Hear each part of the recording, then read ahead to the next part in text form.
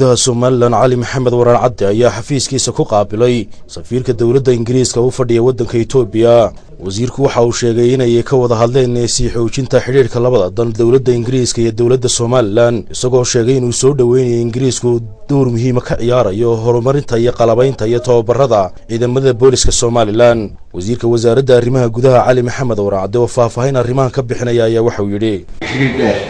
oo kumanaan sano jira boqolaal sano jira ayaa inoo dhaxeeya sida awgeed waxaan ku wada hadlaynay sidii ay inoola horumarin lahaayeen ama ay inooga caawin lahaayeen sidii loogu horumarin lahaa booliiska Somaliland isla markaana ay muxuu ahaay siin lahaayeen duruus ay ka mid tahay dhowrista xuquuqda insaanka iyo sidii la isugu soo dhaweyn lahaa shacabka iyo muxuu ahaay iyo bulshada reer Somaliland cilmiye noocaas inay baraan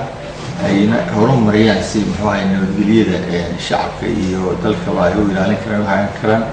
ayaan maanta ka wada hadalay waxaan kala seexanay heshiis